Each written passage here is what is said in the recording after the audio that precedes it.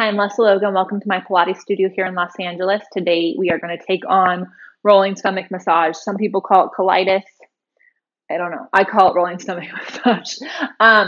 It is a great prep for airplane. It is also a really good teaching tool for short spine. It will reveal a lot that's going on in your rolling like a ball. It is an awesome exercise to go with, and it's also just really, really fun. Now, here's the deal. I wouldn't do this alone on the first time unless you're really confident in yourself. The worst thing that's going to happen is the bar is going to fly out. And if you're by yourself, it's probably going to be fine.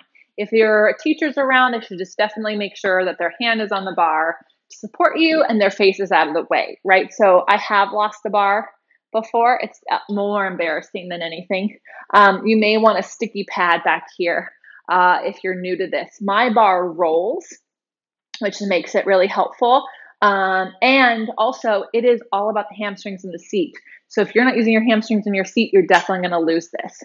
Now, I have seen people cross their ankles in this exercise. I don't do it because you typically will always cross the same ankle and it does turn one hip out, right? So I keep my legs parallel and you're going to be one arm's distance from the poles, hands a little higher than your shoulders. And you want to reach from your back like you're doing a handstand. So if you don't know how to reach from your back, give it a pull with straight arms. Find where your arms connect, which is way down here, and then reach from that spot. So the tension above your shoulders is non-existent, right? You shouldn't have like a lot of tension in your shoulders and your neck. Do not look around when you do this exercise. Keep the space behind your neck there. And then without collapsing, I'm going to pull my knees to my ears.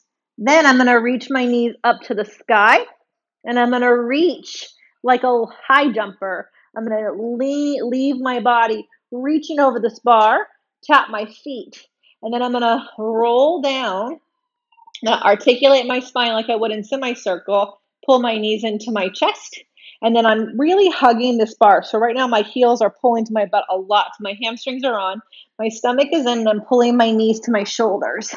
Then I'm lifting my knees up and over, and I'm reaching my knees over the bar. The bar might roll on my legs, but I'm pressing with my hamstrings. I'm pulling my center in, so I'm in control of this bar. And then I'm going to roll down. Now I would do 3 in that direction, and then I'd reverse it. I lift my hips up, I come up, and I pull my knees over my shoulders. Then right here's the hard part. I'm lifting my seat up as I pull my knees to my ears and rolling down. That's typically where I've lost the bar.